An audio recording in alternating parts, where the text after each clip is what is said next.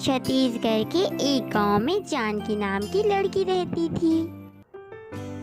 गोरा रंग, माथे पर लाल बिंदिया व हाथों में चूड़ियां खनकाती जानकी सबको प्रिय थी।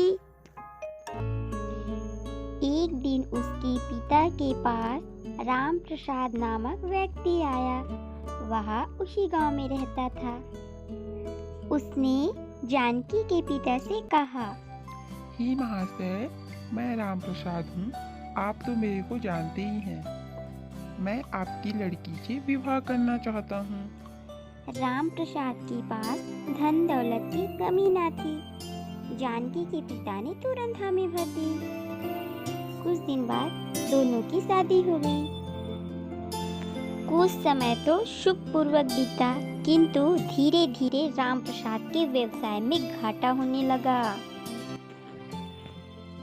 देखते ही देखते राम प्रसाद के घर में गरीबी छा गई।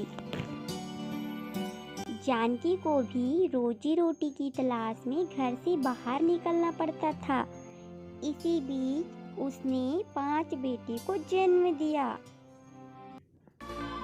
धीरे धीरे समय बीतते गया। एक दिन राम प्रसाद के ऊपर पेड़ गिरने से उसकी आँख की रोशनी कम हो गई। जानकी को 5 बेटों से बहुत उम्मीद थी। वह दिन रात मेहनत मजदूरी करती थी ताकि सबका पेट भर सके। जानकी भगवान से प्रार्थना करती थी उसके बेटे योग्य बने, किंतु 5 बेटे बहुत अधिक आलसी थे। उन्हें केवल अपना पेट भरना आता था। माता पिता के कष्टों से उनका कोई लेना देना नहीं था। जानकी ने मंदिर में भगवान से प्रार्थना की कि उसे एक मेहनती व समझदार पुत्र पैदा हो, परंतु उसने बालक की जगह एक सांप को जन्म दिया। जन्म लेते ही सांप जंगल में चला गया। जानकी अपनी फूटी किस्मत पर रोती ही रही। 5 बेटे उसे ताना देते, तुम माँ हो या नागिन, तुमने एक सांप को जन्म दिया है। राम प्रसाद के समझाने पर भी लड़कों के स्वभाव में कोई अंतर नहीं आया।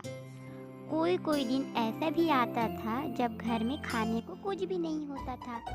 5 बेटे तो मांग मांग कर खा आते थे कहीं से भी। राम प्रसाद और जानकी को कभी कभी भूखे पेट भी सोना पड़ता था। अपने छठे सांप बेटे को याद करके दोनों रोते थे। दिन ब दिन और गरीब होते गए। पहनने के लिए भी कपड़े ना बचे, सब फट गए। एक रात जानकी को सपने में वही सांप दिखाई दिया। उसने कहा, माँ, मेरी पूंछ सोने की है। मैं रोज घर आऊंगा। तुम मेरी पूंछ से 1 इंच हिस्सा काट लिया करना। सोने को बेचकर घर का खर्च आराम से चलेगा। ना बेटा ना, अगर मैं तुम्हारी पूंछ काटूंगी तो तुम्हें पीड़ा होगी। नहीं, मैं ऐसा नहीं कर सकती। नहीं माँ, मुझे कोई दर्द नहीं होगा।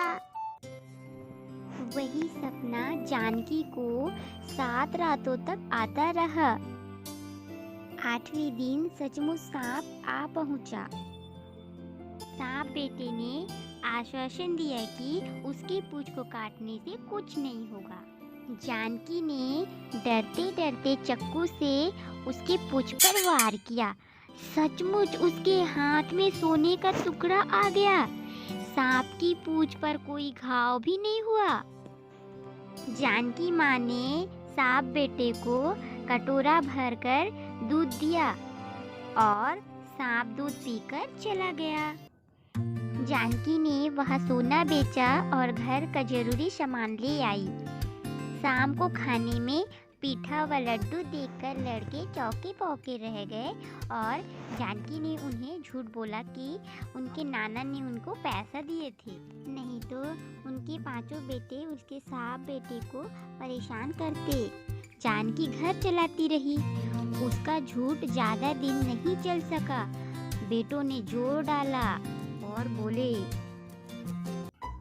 आजकल खाने में अच्छा अच्छा बन रहा है, इतना पैसा कहाँ से आता है? नाना जी देते हैं। नाना जी के पास खुद के पास पैसा नहीं है, वो तुम्हें क्या देंगी? आखिर राज क्या है, आपको बताना ही पड़ेगा आज। पांचों बेटे ने माँ पर बहुत दबाव डाला, जिससे कि उसका राज जानकी को बताना ही पड़ा। तुम्हारा सांप भाई आया था मेरे सपने में और उसने कहा पूंछ को काटो, तो मैंने वैसे ही किया। और जब पूंछ काटा तो वह सोने की बन गई। उसी सोने की पूंछ को मैंने बेचा और पैसे लाए और इतने सारे खाने पीने के लाए। बड़ा लड़का दुत्कारते हुए बोला, मूर्ख माँ, यदि हमारे साहब भाई की पूंछ सोने की है तो ज्यादा सोना क्यों नहीं काटती हो तुम? हाँ भाई हाँ, इस तरह तो हम कभी अमीर ही नहीं होंगे। रोज रोज थोड़े थोड़े सोने से तो सिर्फ घर खर्च ही होता है। नहीं बेटा, वो तुम्हारा भाई है, ऐसा मत करो, उसे दर्द होगा।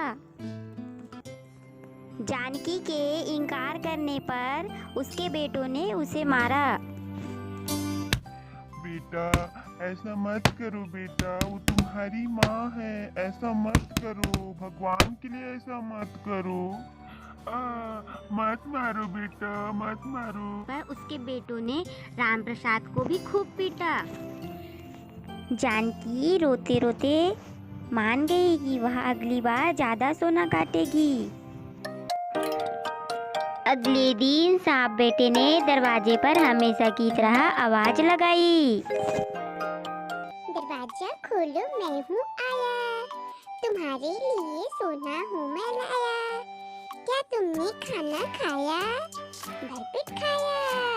हाँ भरपेट खाया। सदा की तरह जानकी ने भीतर से ही उत्तर दिया, मेरा बेटा जग से न्यारा, माँ के दुख समझने वाला, क्या हुआ अगर इसका है रंग काला।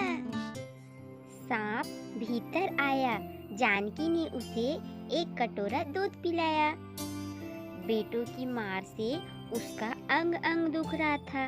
उसने नजर दौड़ाई। पांचों बेटे दरारों के भीतर से झांक झांक कर उसे जल्दी करने को कह रहे थे। अरे मूर्ख औरत, उसको जल्दी से काट, पूंछ को जल्दी काट, जल्दी। अपने बेटों की डर की वजह से जानकी ने चाकू लिया और पूंछ का 3 इंच लंबा टुकड़ा काट दिया। अचानक चाकू लगते ही पूंछ से खून की धार बह निकली।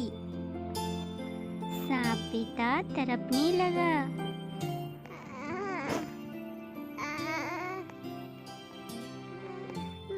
दर्द हो रहा है माँ। और कुछ देर बाद सांप ने दम तोड़ दिया। बेटा मुझे माफ कर दे बेटा, तेरे भाइयों की वजह से तू नहीं रहा बेटा, मुझे माफ कर दे। जानकी मत रो, जानकी मत रो, अब इन नालायकों की वजह से हमारा बेटा चला गया।